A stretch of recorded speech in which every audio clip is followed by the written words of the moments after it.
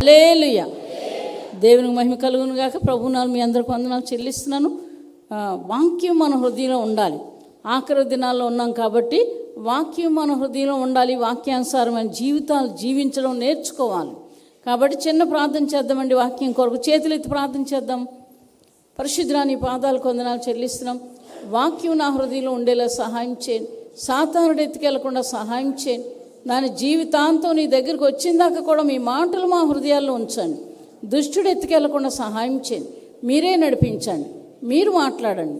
యేసు నామమున అడిగి వేడుకొంచున్నాం తండ్రి, ఆమేన్. హల్లెలూయా, హల్లెలూయా. యోహాను సువార్త చూసుకుందామండి, 15వ అధ్యాయం. దేవుడి వాక్యంలో మంచిది మనకు నేర్పిస్తున్నాడు, ఫలించడం, ఎలాగా ఫలించాలి. కాబట్టి యేసు ప్రభువు వారు చెప్తున్నారు. ఆనాడు శిష్యులతో చెప్పారు, ఈనాడు మనతో కూడా చెప్తున్నారు. జీవితాల్లో కొంతమంది వారి దుర్మార్గమైన పనుల వలన కష్టాలు తెచ్చుకుంటారు. కొంతమంది యథార్థంగా బ్రతకడాన్ని, దేవుని కొరకే జీవించాలని ఆశపడే వాళ్ళు కష్టాలు వస్తాయి. వీళ్ళేమనుకుంటారు, మంచి పని అయింది అనుకుంటారు. ఏంటంటే నీతిమంతులు చూసి మంచి పని అయింది అని చాలా సంతోషిస్తారు. కానీ నీతిమంతులు గట దేవుడే తోడట. దేవునికి మహిమ కలుగునుగాక. హల్లెలూయా. అందుకే యేసు ప్రభువు చెప్తారు, పోయిన వారం చెప్పుకున్నాం కదా, కుడివైపునున్న వారులారా, లోకం పుట్టకముందు మీ కొరకు స్థాపించబడిన రాజ్యంలో ప్రవేశించండి అని ఎందుకు చెప్పారు? కుడివైపున ఉండాలంటే నువ్వు కష్టాల్లో నిలబడాలి. కాబట్టి కుడివైపు నిన్ను ఉంచడానికి దేవుడు చెప్పిన మాటలు. తర్వాత కొన్ని పనులు చేయాలి, క్రియలు చేయాలి, విశ్వాసం ఉంచాలి, దేవుని ఆజ్ఞలు పాటించాలి.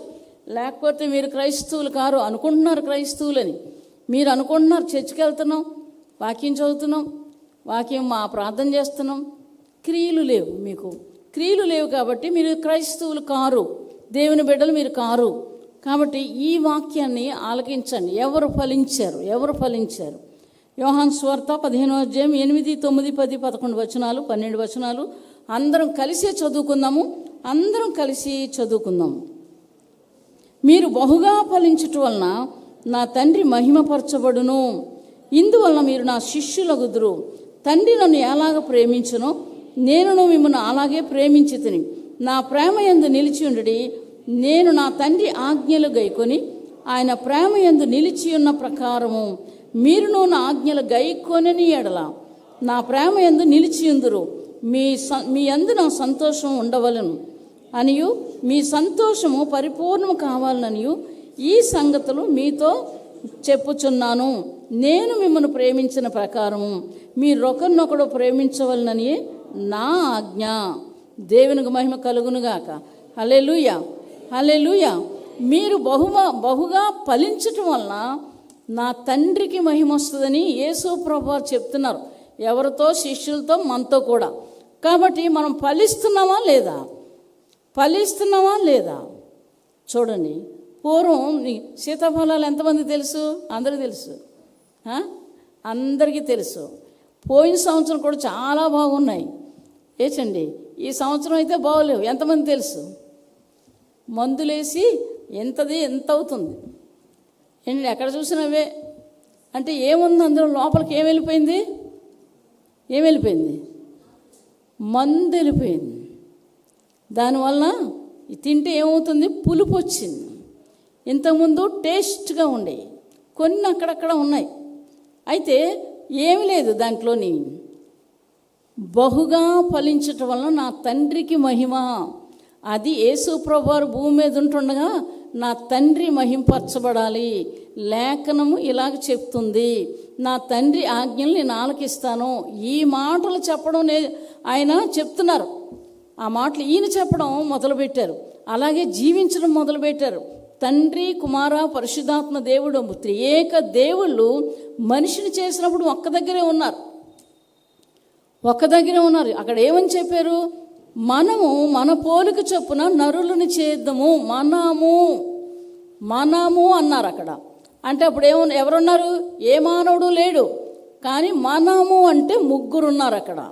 ఈ ముగ్గురు కలిసి ఒకటైపోయి మన్ను తీసి మానవుని చేసి ఆయన జీవమాయి ఊదగా నరుడు జీవాత్మ అయ్యెను. మనము ఆ మాటలు చెప్తారు యేసుప్రభువారు. ఏంటండి, అబ్రహాము నాకు తెలుసు అంటే నీకు నిండా 40 సంవత్సరాలు లేవు, అబ్రహాము నీకు తెలుసా అని అంటారు. తర్వాత స్టెఫన్ చూస్తే మోషే కొరకు అబ్రహాం కొరకు చెప్తాడు. అతను పరిశుద్ధాత్మతో నింపబడి వాళ్ళ గురించి ఏం జరిగిందో, మీ పితరులు ఏం చేశారో ఇప్పుడు నేను చెప్తానని అవి చెప్పగానే వాళ్ళు బాగా కోపం వచ్చేస్తుంది. ఏంటండి, మా పితరులు ఏం చేశారు, మీ పితరులు ఇప్పుడు మీరేం చేస్తున్నారు అని చెప్పగానే కోపం వచ్చి స్టెఫను చంపేశారు. దేనికోసం చంపారు? వారి క్రియలు చెడ్డవి, స్టెఫను క్రియలు మంచివి. చావడానికి ఎందుకు ఒప్పుకున్నాడు? యేసు ప్రభుని చూసేస్తున్నాడు. అప్పటికే స్టెఫను యేసు ప్రభు కూర్చొని ఉండడం, ఆయన లేచి నిలబడడం చూస్తున్నాడు. లేచి నిలబడి నా గురించి కోప్పడుతున్నారు కాబట్టి ప్రభు క్షమించు అని ఎప్పుడైతే అనేసారో ఏంటంటే వాళ్ళని వదిలేశాడు ఆ దినాన్ని, ఆ సమయంలో. దేవునికి మహిమ కలుగును గాక. హల్లెలూయా, హల్లెలూయా.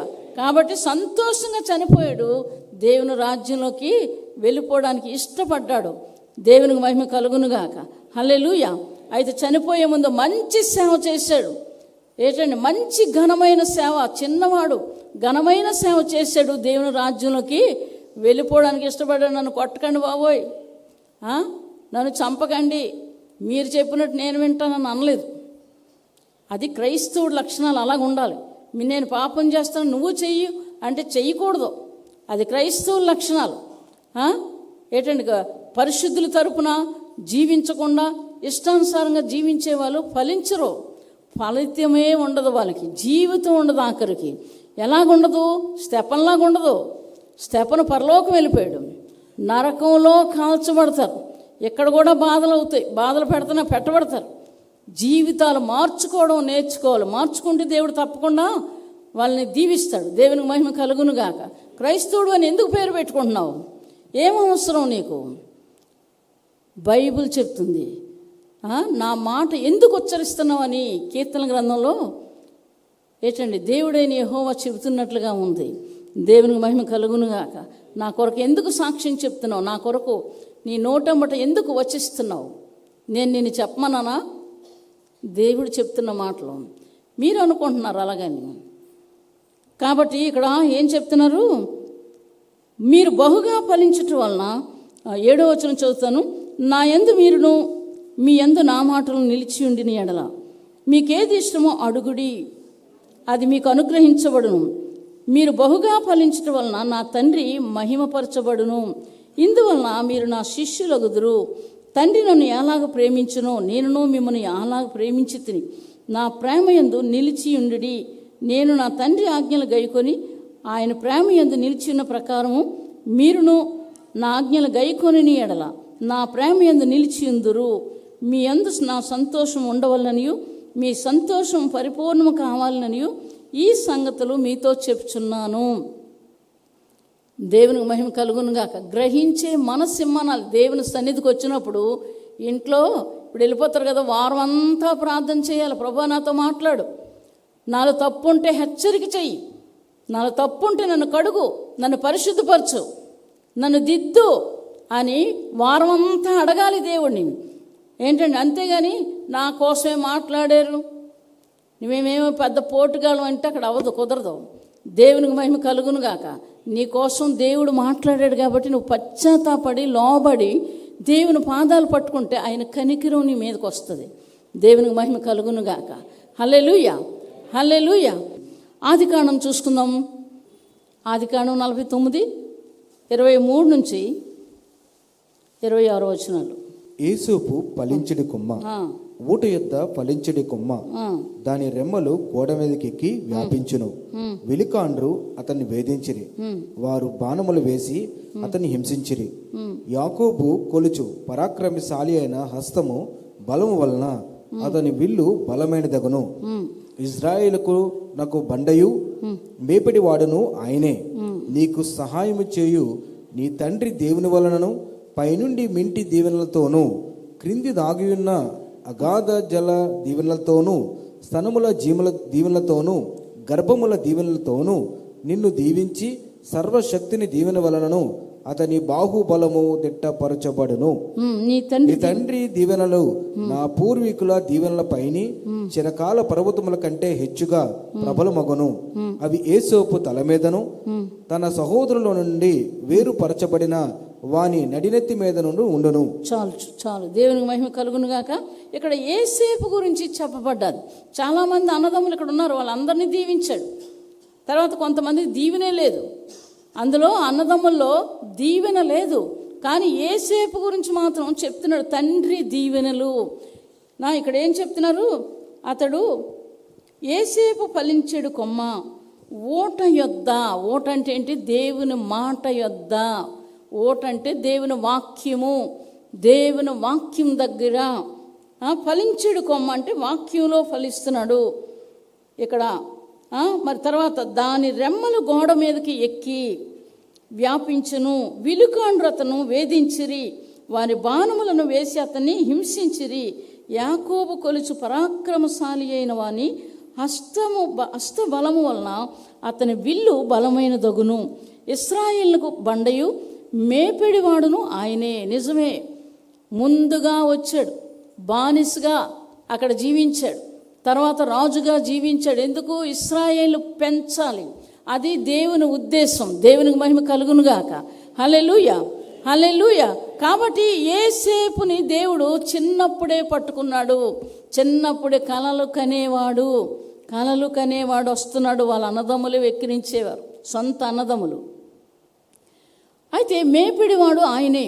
నీకు సహాయము చేయు నీ తండ్రి దేవుని వలన పైనుండి మింటి దీవెనలతోనూ క్రింద దాగి ఉన్న అగాధ జలములు దీవెనలతోనూ సమస్తములు దీవెనలతోనూ నీ గర్భములు దీవెనలతోనూ నిన్ను దీవించు సర్వశక్తిని దీవెన వలన అతని బాహుబలము దిట్టపరచబడును.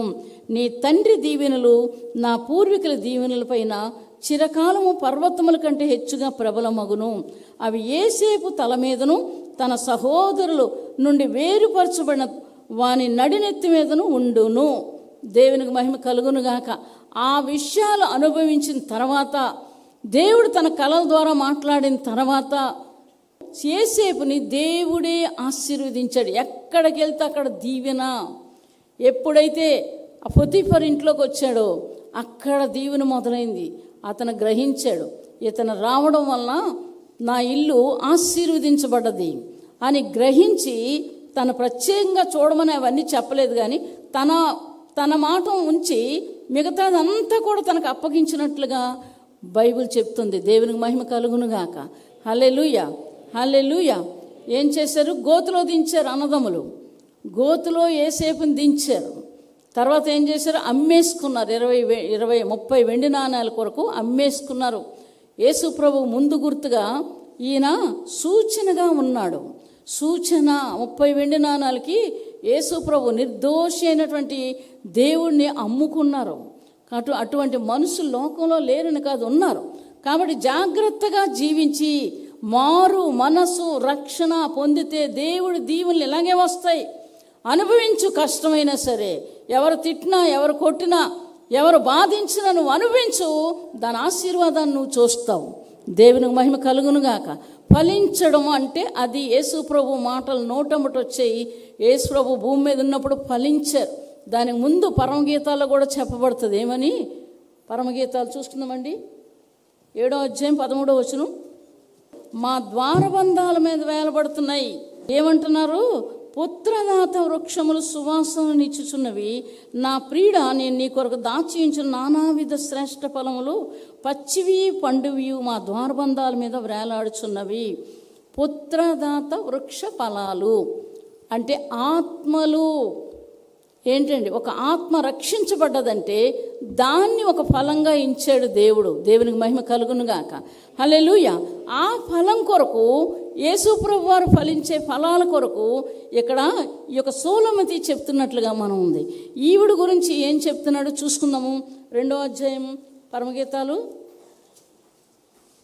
2వ అధ్యాయం 1వ వచనం చదువుతాను. నేను షారోను పొలములో పూయి పుష్పము వంటి దాన్ని, లోయలలో పుట్టు పద్మము వంటి దానిని, బలు రక్కసి చెట్లలో వల్లి పద్మము కనబడినట్లు స్త్రీలలో నా ప్రియురాలు కనబడుచున్నది. బలు రక్కసి చెట్లు ఆ సంఘాన్ని కానీ లేకపోతే ఆ జీవితాన్ని కానీ అటువంటి ఏసేపులాగా జీవిస్తున్న జీవితాల గురించి కానీ ఈ ముళ్ళు ఏం చేస్తున్నాయి? నొక్కేస్తున్నాయి. కానీ అయినా ఫలిస్తుంది, దేవుని కొరకు ఎదురు చూస్తుంది. ఇటువంటి జీవితాలు మీకు ఎప్పుడైతే ఉంటాయో అప్పుడు మీరు ఫలిస్తారు. లేకపోతే మీకు ఫలం లేదు అనుకుంటారు. బాగానే ఉన్నాను, తెల్లగా ఉన్నానండి, చక్కగా దూకున్నాను, మంచి బట్టలు కట్టుకున్నాను, అందరికీ బాగా కనబడుతున్నాను, లోపలేముంది ఏంటండి? బలు రక్కసి చెట్లు. లోపల ఉన్నది ముందు తీసుకోవాలి. క్షమాపణ. దేవునికి మహిమ కలుగును గాక. ఇక్కడ బలు రక్కసి చెట్లులో వల్లి పద్మం కనబడినట్లు స్త్రీలలో నా ప్రియురాలు కనబడుచున్నది. దేవునికి ఇష్టమైన జీవితం జీవించాలి.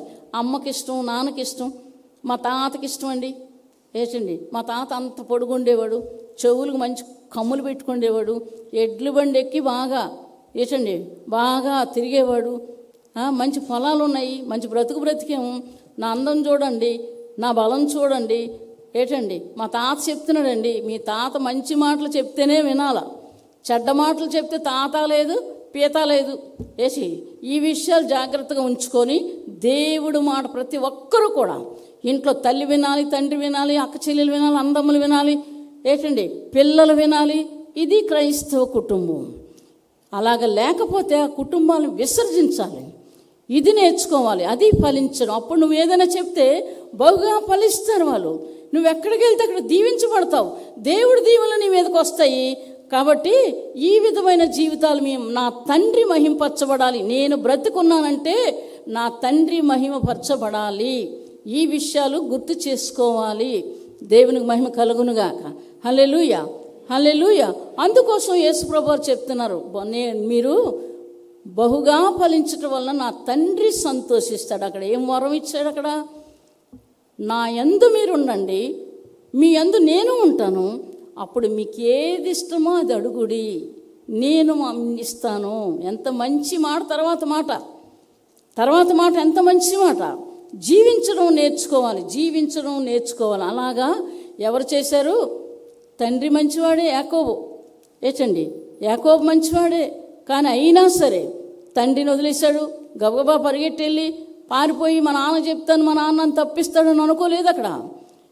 ఎప్పుడైతే బయటికి తీస్తే పరిగెట్టి పారిపోవడానికి ఒంట్లో శక్తి లేదు ఆ సమయంలో. కానీ అమ్మేస్తే ఏం చేశారు? చేతులు కట్టారు, బానిసలకు తీసుకెళ్లారు. ఒప్పుకున్నాడు, ఆ కష్టానికి ఒప్పుకున్నాడు. దేవునికి మహిమ కలుగునుగాక. ఐగుప్తులో రాజు అయ్యాడు.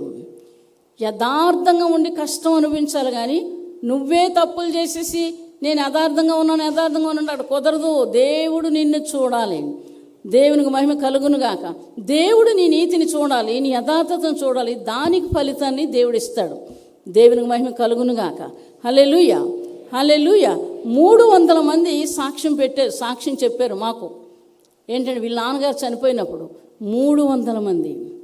దేవుడు చెప్పాడు, నేను చంపేస్తాను, నిన్ను పెంచుతానని. పెంచుతున్నాడు నన్ను. నాకెవరు ఇవ్వలేదు డబ్బులు. నా అన్న వాళ్ళు ఎవరు నాకు ఇవ్వలేదు. నా బిడ్డకే కానీ నాకే కానీ ₹1, చిన్నపిల్ల కదా అని ₹1 తనకివ్వడం కానీ, ఒక జత బట్టలు కానీ ఎప్పుడు తనకి ఎవరు ఇవ్వలేదు. దేవుడు తన పెంచుతున్నాడు, నన్ను పెంచుతున్నాడు. ఎక్కడికి వెళ్ళినా ఈ మాట నేను చెప్తాను. నేను సిగ్గుపడినాను. దేవునికి మహిమ కలుగునుగాక. ఆయనకే మహిమ రావాలి. ఆయనే నన్ను పెంచుతున్నాడు, ఆయనే నన్ను నడిపిస్తున్నాడు. కాబట్టి మీ జీవితాలు ఇది నేర్చుకోవాలి. దేవునికి మహిమ కలుగునుగాక. ఒక ఆయన ఉన్నారు గోపాలపట్నంలోని, మంచి దైవజనుడు. పాకే ఉంది చర్చి. ఆ చర్చిలో పని చేసుకుని కష్టపడి 2 మగబిడ్డలు, 4 ఎంతమంది ఆడపిల్లలు, 5. అలాగా వారు సేవ యథార్థంగా చేస్తున్నారు. బుచ్చిరాజుపాలెం యథార్థంగా చేస్తున్నారు. అప్పుడు మేము సేవ చేయట్లేదు, సేవ చేస్తున్నాను కానీ చర్చి లేదు. దేవునికి మహిమ కలుగునుగాక. అయ్యేసరికి ఆ అబ్బాయి బాగా చదువుకొని అమెరికా వెళ్ళాడు. ఆడపిల్లలకి మెల్లిమెల్లి పెళ్లి చేశాడు. చిన్న చర్చి మండలం అప్పుడు కట్టుకున్నాడు ఆయన. ఈ విధంగా చేసినప్పుడు ఇంటి ఎదుర్కొంటున్నాడు బాగా చూసి ఈ పెద్దోడు గురించి ఏం చెప్పింది? మా అమ్మాయిని ప్రేమించాడు మీ అబ్బాయి అని చెప్పి కొన్ని బట్టలు మగోళ్ళకి, తర్వాత చీరలు గాజులు, పువ్వులు, మరి ప్రధానం చేస్తారు కదా, అవన్నీ తీసుకొచ్చి వాళ్ళ ఇంటి దగ్గర పెట్టి పాస్టర్ గారు ప్రార్థన చేదురు కానీ రండి అని చెప్పి పిలిచి లోపల పిలిచి ఏం చేసింది, ఇది ప్రధానము, ఇది ప్రధానము. అమ్మ ఎవరితోని నాకు చెప్పలేదు అని అంటే, మీ అబ్బాయి కొరకు చేస్తున్నది. చూసారా, అబ్బాయి ఎక్కడున్నాడు? అమెరికాలో ఉన్నాడు. వీళ్ళు ఏం చేస్తున్నారు, వాళ్ళు పిలిచి ఎంత కుయుక్తో, ఎంత యుక్తిగా చేశారు. దేవుడు ఎంతగా విడిపించాడు అతన్ని. చెప్తున్నాను ఆ విషయాన్ని, దేవునికి మహిమ కలుగును గాక. అయితే మా అబ్బాయి అంటున్నామా, మా అబ్బాయి అలాంటి పని చేయడు, ఎవరిని కూడా ప్రేమించలేదు మా అబ్బాయి అని చెప్తే, లేదు మీ అబ్బాయి ప్రేమించాడు మా అమ్మాయిని, అందుకోసం ఇది చేస్తానా లేదని పెద్ద గొడవాడింది. అయితే మా అబ్బాయిని కనుక్కుంటాను ఫోన్ చేసి అనేసి అబ్బాయికి ఫోన్ చేశాడు. నేనెవరిని ప్రేమించలేదు నాన్న అని అబ్బాయి చెప్పగానే, మా అబ్బాయి ప్రేమించలేదట, కాబట్టి ఈ పెళ్ళి మేము చెయ్యమన్నారు. పోలీస్ స్టేషన్కి వెళ్ళిపోయింది. ఏంటండి, వృద్ధాప్యంలో ఉన్నారు వాళ్ళు. పోలీస్ స్టేషన్కి వెళ్ళిపోయి పోలీస్ స్టేషన్ రిపోర్ట్ ఇస్తే పోలీసు వాళ్ళు తీసుకెళ్ళారు. దేవునికి మహిమ కలుగును గాక. అక్కడ ఒక కారణం చేతే దేవుని కార్యం జరిగింది. హల్లెలూయా. అయ్యేసరికి తీసుకెళ్ళారు. తీసుకెళ్ళిన తర్వాత ఒక 10 రోజులు అయింది. 10 రోజులు ఒప్పుకోవా, మీ కొడుకు గురించి ఒప్పుకోండి. నేను ఒప్పుకోను అన్నాడు. చేయలేని తప్పుకు నేను ఎందుకు ఒప్పుకుంటానని జైల్లో పెట్టారు. పాపం ఆవిడని ఆయన కూడా వృద్ధాప్యంలో ఉన్న వాళ్ళు పెట్టారు. ఒక 10 రోజులు అయింది. ఆవిడ పెద్ద ఆవిడ కదా, వదిలేస్తామని ఆవిడని వదిలేశారు. లోపలికి వెళ్ళాకండి భయంకరమైన దొంగలు మారారు. దేవునికి మహిమ కలుగును గాక. భయంకరమైన దొంగలు, హత్యలు, దొంగతనాలు, భయంకరమైన జీవితాలు జీవించినటువంటి వ్యక్తులు ఈయన ద్వారా మారారు. ఎంతమంది మారారు ఏంటండి? 30 మంది మారారు. ఎంత సంతోషం! ఫలించడం అంటే అది. దేవునికి మహిమ కలుగును గాక. హల్లెలూయా. చూస్తున్న వాళ్ళకి పాస్టర్ ఏదో తప్పు చేశాడు, ఈ పాస్టర్ అమ్మ తప్పు చేసింది, అందుకే ఇలా చేశారు అని చాలామంది చాలా మాటలు మాట్లాడారు. వీళ్ళు అప్పుడే వెళ్ళి చెప్పేశారు, ఆ అబ్బాయికి ప్రదానం చేస్తున్నాము, అమ్మాయిని ఇస్తున్నాం అబ్బాయికి, పాస్టర్ గారు పెద్ద కొడుక్కి, ఇలా చెప్పుకొని ఊరంతా డప్పు డోలు కొట్టేశారు. ఏంటండి, తెలిసి కూడా కొంతమంది కుట్రతో చేశారు, ఏవీ పని చేయలేదు. దేవునికి మహిమ కలుగును గాక. అయితే వీళ్ళు ఎప్పుడైతే మారిపోతున్నారో పోలీసు వాళ్ళు చూసి ఏం చేశారు, ఈయన బయటకు వదలడం మొదలుపెట్టారు. ఆయన గౌరవంగా చూడడం, తర్వాత మంచిగా ఆయనకి ఏది కావాలో ఇవ్వటం, ఇలాగ అన్నీ చేస్తున్నారు. ఆ సమయంలో ఇంకా ఏమీ తేలలేదు కాబట్టి ఏం చేశారు, ఆయన్ని మీరు ఇంటికి వెళ్ళిపోండి పాస్టర్ గారు, మేము చూసుకుంటాము, మీరు వెళ్ళండి, మీరు దేనికి రావద్దు, మేము వెళ్తాం, కాకపోతే మీ పక్షంగా మేము వెళ్తామని చెప్పి 30 మందిలో ఒకడు భయంకరమైనటువంటి దొంగ. ఆ దొంగ ఏం చేశాడంటే పెళ్ళి అయిపోయింది, మేనగోళ్ళనిచ్చి పెళ్లి చేశారు. పెళ్లి చేసిన తర్వాత ఈయన ద్వారా మారు మనసు పొందాడు కాబట్టి ఈయనతో పాటు ఇంటికి వెళ్ళిపోయాడు. ఇంటికి వెళ్ళిపోయి నాకు ఇంత అన్నం ఇవ్వండి, నాకు బట్టలు ఇవ్వండి, నేను మీ సేవ చేస్తాను, సంఘంలో సేవ చేస్తానని వచ్చాడు. వచ్చిన తర్వాత నీ సంగతి ఏంటి అని కనుక్కున్నారు. కనుక్కున్న తర్వాత పరిస్థితి ఇది బాబు, నేను ఇలా దొంగతనాలు ఇలాగ ఎక్కడెక్కడ చేశాడు అన్నీ చెప్పాడు. అన్నీ చెప్పి భార్య గురించి కూడా చెప్పాడు. ఈమె డబ్బు తెస్తేనే నన్ను ప్రేమిస్తుంది, లేకపోతే ప్రేమించదు, అటువంటి వ్యక్తి అనేసి చెప్పిన తర్వాత, నువ్వు ఎక్కడెక్కడైతే దొంగతనాలు చేసావో అందరికీ ఉత్తరాలు రాయి, నువ్వు అందరికీ నేను మీ ఇంట్లో నేను ఈ పని చేశాను, మీ ఇంట్లో ఈ పని చేశాను, కాబట్టి నన్ను క్షమించండి, దయతో నన్ను క్షమించండి అని ఉత్తరాలు రాయమని పాస్టర్ గారే లెటర్లు తీసుకొచ్చి ఆయన చేత రాయించి అందరికీ కూడా ఆ దినాల్లో ఉత్తరాలు ఏంటండి అవి వేయించాడు. ఆయన వేయించిన తర్వాత భార్యకు తెలిసింది, అక్కడి నుంచి చెప్తుంది, మళ్ళీ ఉత్తరం రాసింది, డబ్బులు పట్టుకొని ఇంటికి రా, ఇన్ని లక్షలు కావాలి అని. మళ్ళీ ఉత్తరం రాశాడు, నేను ఎన్నాళ్ళ దొంగతనాలు చేయట్లేదు, నేను మారిపోయాను, నువ్వు మారిపోతే నేను ఇంటికి వస్తాను, లేకపోతే రాను అన్నాడు. అలాగా అని చెప్పి పోలీసులకు ఫోన్ చేసి పోలీస్ స్టేషన్ మళ్ళీ తీసుకెళ్ళి జైల్లో పెట్టించింది అతనికి. దేవునికి మహిమ కలుగును గాక. హల్లెలూయా. పోలీస్ స్టేషన్ పెట్టిన తర్వాత ఏం చేశారు, మళ్ళీ ఈ పాస్టర్ గారిని కూడా పిలుస్తున్నారు, ఇక్కడ ఉండిపోయాడు, పిలుస్తున్నారు. ఈ పరిస్థితులు పరిచర్య అన్నీ చూసి మొత్తం మీద మారు మనసు పొందాడు అతను. పోలీస్ స్టేషన్ పట్టుకెళ్ళారు, కొట్టారు. కొట్టేసినా సరే నేను అబద్ధం చెప్పను, నేను ఇలాంటి దొంగని, నేను మారిపోయాను అని అన్నాడు. అన్న తర్వాత ఏమైందంటే పాస్టర్ గారిని పిలిచారు. పాస్టర్ గారిని పిలిచి, నువ్వు నిజంగా చెప్పపోతే, నీ భార్య చెప్పినట్టు నువ్వు ఒప్పుకోపోతే, అక్కడ చెప్పట్లేదు నేను దొంగతనం చేయమన్నాను, డబ్బులు తీసుకురమ్మని చెప్పట్లేదు, నన్ను పోషించట్లేదు, నా పిల్లలకి నాకు తిండి పెట్టట్లేదు అని అక్కడ జడ్జి గారి దగ్గర చెప్పింది. అప్పుడు జడ్జి గారికి తెలియదు కాబట్టి పాస్టర్ గారి గురించి, పాస్టర్ గారిని జైల్లో పెడతామని అన్నారు. అప్పుడు జడ్జి గారు ఎదుర్కొంటా అన్నాడు, ఏమన్నాడు తెలుసునండి, పాస్టర్ గారినే కానీ జైల్లో పెడితే మీరందరూ బాగా ఆలకించండి, ఎక్కడే జడ్జి గారిని చంపేస్తాను అన్నాడు. జడ్జి గారిని నేను ఇక్కడే చంపేస్తాను, ఆయన కానీ జైల్లో పెడితే పర్వాలేదు, నాకు ఉరిశిక్ష ఇచ్చినా పర్వాలేదు, ఏది చేసినా పర్వాలేదు అనబోసరికి జడ్జి గారు బాగా ఆలోచించారు. ఆలోచించి పాస్టర్ గారిని వదిలేశారు, ఈ అబ్బాయిని వదిలేశారు. గుంటూరులో 5 ఎకరాల పొలం జడ్జి గారు రాసి ఇచ్చారు. 5 ఎకరాల పొలం, కొన్ని లక్షల రూపాయలు ఆయనకిచ్చి మందిరం కట్టించి అక్కడ సేవ చేసుకునేలాగా ఈ దొంగోడిని దేవుడు ఎలాగ ఆశీర్వదించాడో దేవునికి మహిమ కలుగునుగాక. హల్లెలూయా, హల్లెలూయా. పెద్ద చర్చి కట్టాడు, యథార్థంగా బ్రతుకుతున్నాడు. అది దొంగలు మారడం అంటే, దొంగలు మారిపోవడం అంటే పశ్చాత్తాపం. పశ్చాత్తాపం. దొంగలు మారిపోవాలి, వ్యభిచారులు మారిపోవాలి, తాగుబోతులు మారిపోవాలి, ఏంటంటే అబద్ధాల కుటుంబాలు బాధ పెడుతున్న వాళ్ళు అందరూ మారితేనే మీకు రక్షణ. మారకపోతే నా ఇష్టానుసారంగా జీవిస్తానని అన్నారు అనుకోండి, తప్పకుండా శిక్ష ఇక్కడే తప్పదు. దేవునికి మహిమ కలుగునుగాక. మొన్న ఈ మధ్యనే ఆయన ఏలియా గారు అన్నందుకల్లా ఏలియా జీవితం జీవించాడు. ఏలియాలాగా ఆరోహణం అయిపోలేదు కానీ మంచి జీవితం జీవించాడు. ఆఖరికి తల్లి, కూతుళ్ళు, కుటుంబస్తులు అందరినీ జైలుకు తీసుకెళ్ళి చూసారని గవర్నమెంటు. అబ్బాయి వచ్చాడు, ఏవి సాక్ష్యాలేవి, సాక్ష్యాలు ఏమడితే లేవు. ఇప్పుడు పాస్టర్ గారిని పిల్లల విషయం వదిలేసి పోలీసులు ఏం కొట్టుకొని తీసుకొని వెళ్ళారు. అలాగ దుర్మార్గులు చేసినటువంటి పనులకి శిక్ష ఉంటుంది. నీతిమంతుడికి శిక్ష వచ్చిందా లేదా? అందులో ఫలించాడు ఏలియా, ఫలించాడు. దేవునికి మహిమ కలుగునుగాక. హల్లెలూయా. అతని దగ్గర 30 మంది కూడా ఏంటండి ఉద్యోగాలు చేసుకొని పెళ్ళిళ్ళు చేసుకొని దేవుని కోసం బ్రతుకుతున్నారు. 30 మంది దొంగలు కూడా. దేవునికి మహిమ కలుగునుగాక. హల్లెలూయా, హల్లెలూయా. అదేవిధంగా యోసేపును కూడా జైల్లో పెట్టారు. యోసేపుని రాజుగా చేశాడు దేవుడు. దేవునికి మహిమ కలుగునుగాక. ఓర్చుకోవడం నేర్చుకోవాలి. దేవునికి మహిమ కలుగునుగాక. హల్లెలూయా. మొదట భయం వేస్తుంది, ఏంటి ఎప్పుడు చేయలేదు కదా మనం ఎప్పుడు చేయలేదని శిక్ష ఏంటి అని నువ్వు అనుకుంటున్నావు. నీ తండ్రికి తెలుసు నిన్నేం చెయ్యాలో, నీ దేవుడు తెలుసు నిన్నేం చేయాలో. నీ మీద అబద్ధాలు చెప్తే చెప్పని, మంచిదే. అబద్ధాలు చెప్పేవాళ్ళు ఫలిస్తారా? నిజంగా ఫలించరు, ఈజీగా లేదనేస్తారు. కానీ దేవుడి నుంచి శిక్ష తప్పించుకోలేవు. దేవునికి మహిమ కలుగునుగాక. హల్లెలూయా, హల్లెలూయా. ఇంకో మాట చూసుకుందామండి. యోహాను సువార్త 12వ అధ్యాయం 24వ వచనం.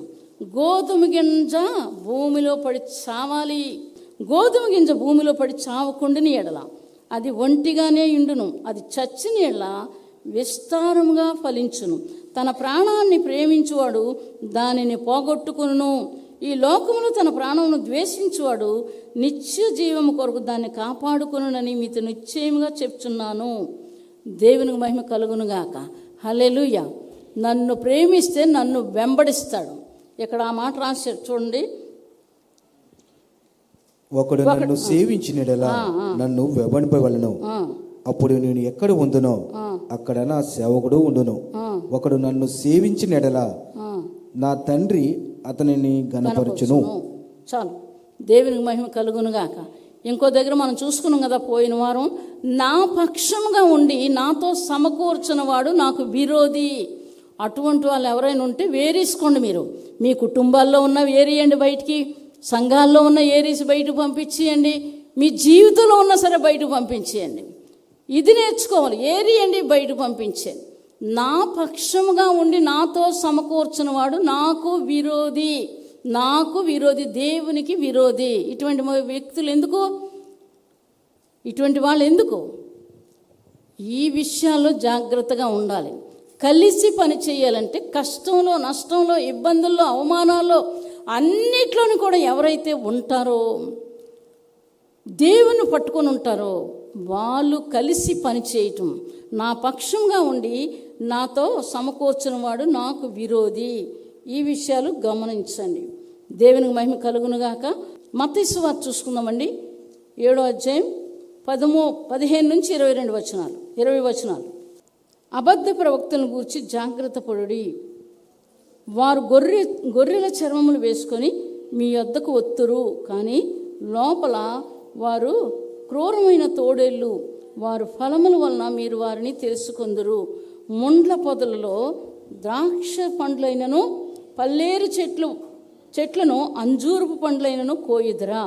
అలాగనే ప్రతి మంచి చెట్టు మంచి ఫలములు ఫలించును, పనికిమాలి చెట్టు కాని ఫలములు ఫలించును. మంచి చెట్టు కాని ఫలములు ఫలింపనేరదు, పనికిమాలి చెట్టు మంచి ఫలములు ఫలింపనేరదు. మంచి ఫలములు ఫలింపని ప్రతి చెట్టు నరకబడి అగ్నిలో వేయబడును. కాబట్టి మీరు వారి ఫలముల వలన వారిని తెలుసుకొందురు. దేవునికి మహిమ కలుగునుగాక. వారి ఫలముల వందు వారిని మీరు తెలుసుకుంటారు. దేవునికి మహిమ కలుగునుగాక. మీరు వెళ్ళి ఫలించండి. ఏంటండి, నా తండ్రి బహుగా పడతారని యేసు ప్రభు చెప్తున్నారు. మీకు ఏది ఇష్టమో అది అడుగుడి, మీరు ఫలించండి. ఇష్టానుసారంగా కాదు, అనేకమైన దేవునికి వ్యతిరేకమైన అన్ని హృదయంలో పెట్టుకొని ఎవరికైనా సువార్త చెప్తే వాళ్ళు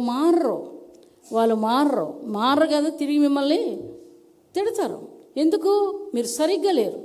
క్రైస్తవులు కారు మీరు. అందుకు ఏవైనా సరే వాళ్ళ జీవితాలు చూడలేరు, మంచి అనేది వారు చూడలేరు. కుటుంబాల్లో వేదన, ఆవేదన, బాధలు, ఇబ్బందులు, మనశ్శాంతి ఉండదు, నెమ్మది ఉండదు, మనశ్శాంతి ఉండదు, ఏమీ ఉండదు వాళ్ళకి. కానీ బయటకు మాత్రం చాలా డబ్బు గలలు అండి. చాలామంది వస్తుంటారు, వెళ్తుంటారు. మేము చెప్తేనే వేదం, అది మోసమే. కాబట్టి ఈ విషయాల్లో జాగ్రత్తగా ఉండాలి. కాల్చేస్తానన్నాడు. పనికిరాని చెట్లు తీసి అగ్నిలో వేస్తారు, అటువంటి వాటిని అగ్నిలో వేయబడును. కాబట్టి మీరు వారి ఫలముల వలన వారు తెలుసుకొందురు. చాలామందికి తెలీదు. తెల్లగా ఉన్నారండి, మంచిగా పాడుతున్నారు, మంచిగా చేస్తున్నారు, ఆహా ఓహో అంటున్నారు. కిందన కూర్చోరు, పైనే కూర్చుంటారు. చాలా వాళ్ళు చూస్తే అసలు నమ్మరు, క్రూరమైన తోడేళ్ళు. ఇలాగని మోసపోతున్నారు ఎంతోమంది. ఏవైతే వాళ్ళు చేస్తున్నారో ఆ జీవితాలే వీళ్ళకి వచ్చేస్తున్నాయి. వీళ్ళు కూడా తల్లిదండ్రుల మాట వినరు. బైబిల్ ఆజ్ఞ, నీ తల్లిని నీ తండ్రిని సన్మానించు అని బైబిల్ ఆజ్ఞ. దేవునికి మహిమ కలుగునుగాక. హల్లెలూయా, హల్లెలూయా. దేవుడు తీసుకొస్తాడు, దేవుడు చేస్తాడు, కానీ ఓర్చుకోవడం నేర్చుకోవాలి. రోమపత్రిక చూసుకుందామండి. రోమీలకు రాసిన పత్రిక 5వ అధ్యాయం 2వ వచనం చదువుతాను. మరియు ఆయన ద్వారా మనము విశ్వాసం వలన ఈ కృపయందు ప్రవేశము గలవారమై అందులో నిలిచియుండి దేవుని మహిమను గూర్చిన నిరీక్షణను బట్టి అతిశయపడుచున్నాము. అంతేకాదు శ్రమ ఓర్పు పరీక్ష నిరీక్షణను కలగజేయనని ఎరిగి శ్రమల యందును అతిశయపడుదుము. ఎందుకనగా ఈ నిరీక్షణ మనల్ని సిగ్గుపరచదు. మనకు అనుగ్రహింపబడిన పరిశుద్ధాత్మ ద్వారా దేవుని ప్రేమ మన హృదయంలో కుమ్మరించబడి ఉన్నది. ఇది జరగాలి. ఇలాగ ఉండడం నేర్చుకోవాలి. శ్రమల్లో సంతోషించడం నేర్చుకోవాలి. దేవుడు సంతోషాన్ని ఎవరిస్తారు? అందరూ ఏడుస్తారు. అయితే కష్టాల్లో ఉన్న ఒంటికి దెబ్బ తగిలిన తర్వాత బాధ వస్తే ఏడుస్తారు. ఎందుకు? నీతిగా ఉండబరిస్తున్నటువంటి వాళ్ళకి ఏడుపు వస్తుంది. తర్వాత మోసగాళ్ళు ఏడుస్తారు. మోసగాళ్ళందరూ మౌనంగా ఉంటారట. ఒక్కోసారి దేవుని వాక్యం చెప్తుంది, ఇతరులకి కీడు చేయడం. కీడు చేయడం. ఎలా పోతారా, ఎలాగా యాక్సిడెంట్లు అయిపోతే, ఏ విధంగా అయిపోతే, వీళ్ళు ఎలా బాధపడితే చూద్దాం అనుకున్నటువంటి వ్యక్తులు అదే పని, వాళ్ళ మనసులో ఏది ఉంటుందో క్రూరమైంది అదే జరుగుతుంది. బైబిల్ చెప్తుంది, నేను చెప్పడం కాదు. కాబట్టి ఈ విషయాల్లో జాగ్రత్తగా ఉండాలి. అబద్ధం ఆడేసి ఒక 5,000 కావాలి, అబద్ధాలు ఆడేసి 5,000 కావాలి, తీసుకొని వెళ్ళిపోతారు. ఆ డబ్బులు పనికిరావు, ఆ మనుషులకు కూడా ఏదో ఒకటి జరుగుతూనే ఉంటుంది. దేవునికి మహిమ కలుగునుగాక. హల్లెలూయా, హల్లెలూయా. కాబట్టి ఈ విషయాలు గమనించుకోవాలి. ఏమంటున్నారు? శ్రమలేదు కాదు, అంతేకాదు శ్రమ ఓర్పును. ఓర్పు పరీక్షలు వస్తాయి. అయిపోయింది అనుకోండి, బాబోయ్ ఎప్పుడు మాకు ఈ బాధలు ఏంటి అంటుంది మా రాణి. నేను ఇద్దరం అనుకుంటాం, ఎప్పుడూ చూస్తున్నాను, మనకు వదలడం లేదు. అదే మంచిది. దేవునికి మహిమ కలుగునుగాక. హల్లెలూయా. అనొచ్చు, నిన్ను అవమానపరచవచ్చు, నిందించవచ్చు, అబద్ధాలు ఆడవచ్చు. యేసుప్రభు చెప్తున్నారు, మీ మీద అబద్ధాలు ఆడినప్పుడల్లా మీరు ధన్యులు, పరలోకంలో మీ ఫలం అధికమైంది. ఒక ఆమె ఇలాగే ప్రార్థన చేసుకుంటున్నాం, ఒక 10 మంది 15 మంది ప్రార్థన చేసుకుంటే ఆవిడ దేవుని స్వరాన్ని వినాలి అని ఆశపడుతుంది. దేవుని స్వరాన్ని ఆశపడుతుంది. ఆ రోజు నేను సాక్ష్యం చెప్తున్నాను, మధ్యలో ఇదిగోండి ఈవిడ పేరు లీలా, ఈవిడ కొరకు నీవు మాట చెప్పన్నారు అనేసరి మధ్యలో అది ఆపేసి, అమ్మ నీ కొరకు ఒక స్వరం వినబడుతుంది, మత్తయి సువార్తలో నీ వాక్యం ఉంది ఏంటండి, పరలోకంలో నీ ఫలం అధికమవుతుందని నాకు స్వరం వినబడ్డది. లెగిసిపోయి గెంతులేసేసి కిందన పడి మీదన పడి లేచి అప్పుడు సాక్ష్యం చెప్తుంది. ఏమని? నాతోటైనా మాట్లాడు, ఎవరి ద్వారానైనా మాట్లాడు, నీ స్వరం వినబడాలని నేను ప్రార్థన ఎన్నో సంవత్సరాల నుంచి చేస్తున్నాను అన్నది. దేవునికి మహిమ కలుగునుగాక. హల్లెలూయా, హల్లెలూయా. ఇది మంచి దారి వెతుక్కోవాలి, మంచి దారి, మంచి పనులు చేయడం నేర్చుకోవాలి. కానీ వీళ్ళు కీడు చేస్తే వీళ్ళు ఎలాగ ఏడుస్తారా? మంచి పని శంకలు గుద్దుకుంటారు.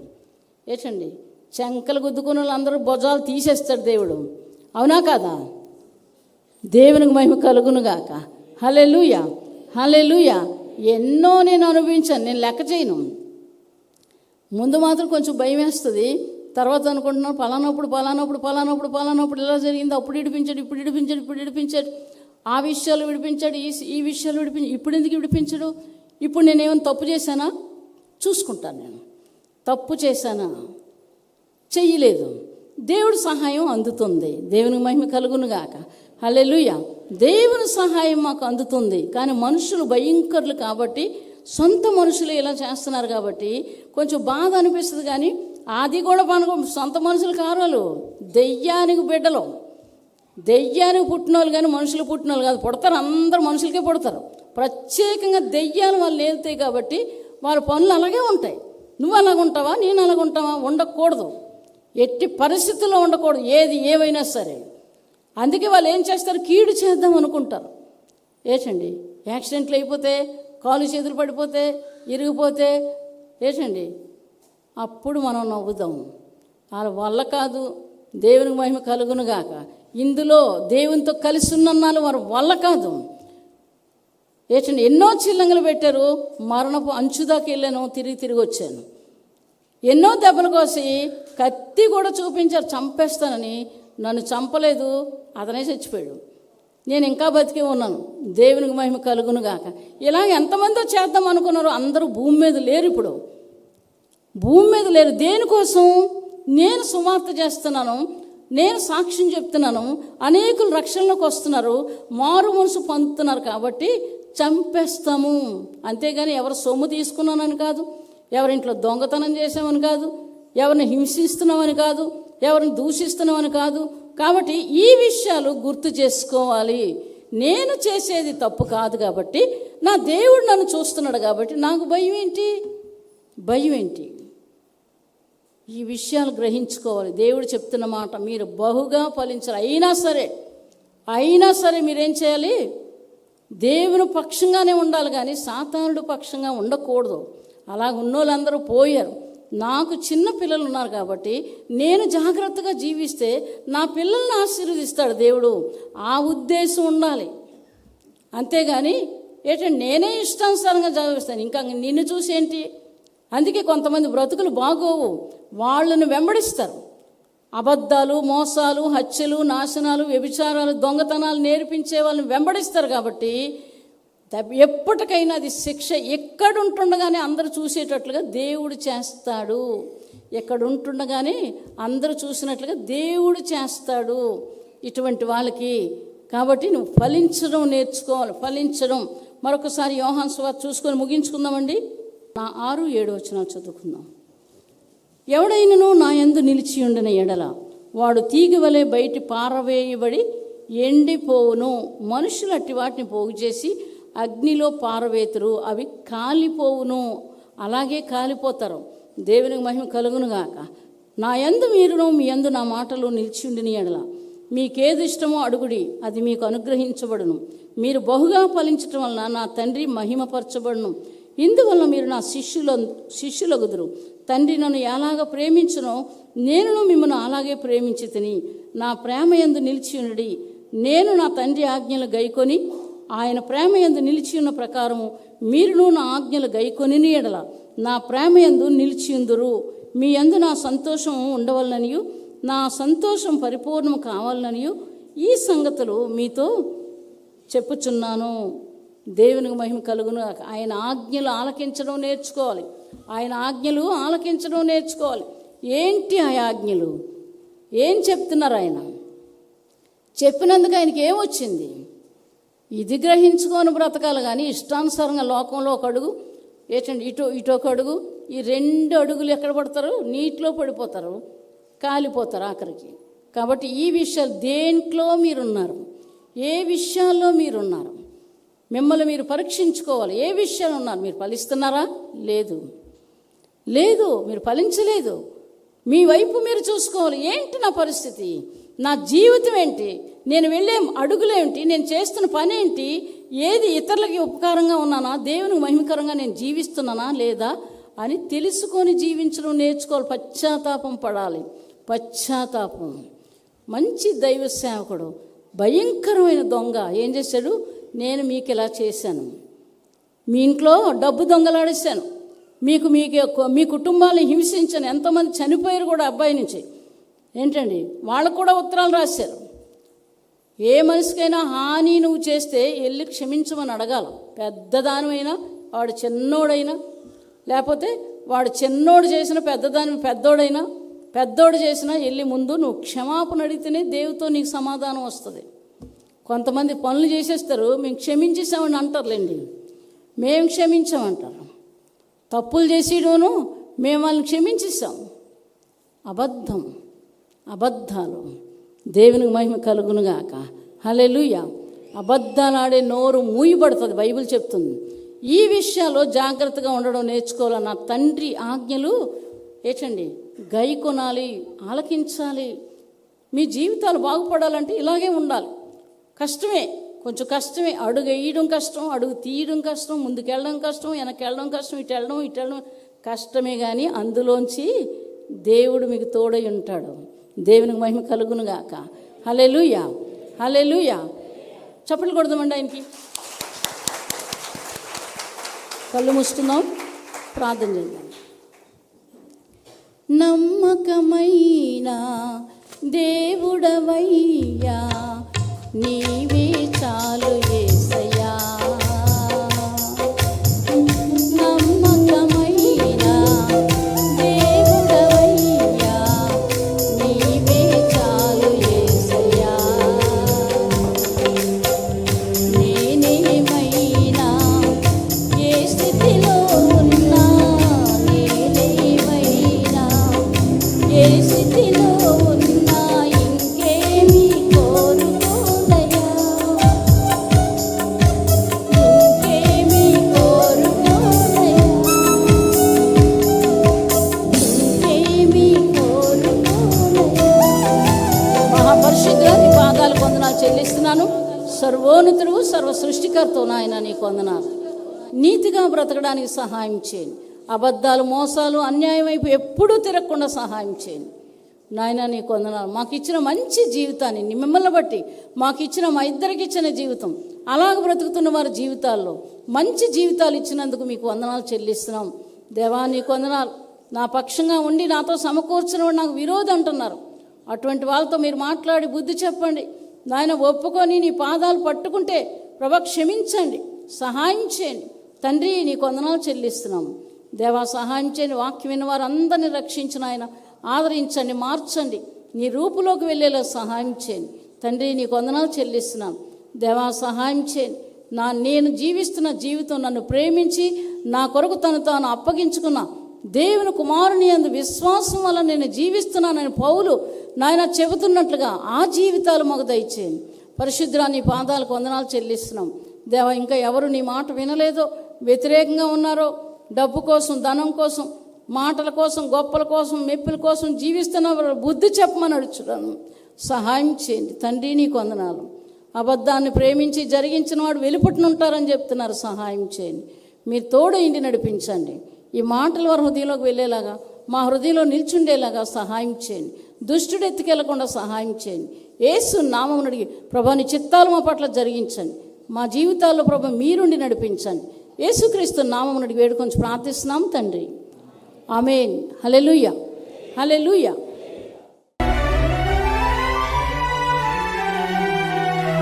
ఆశల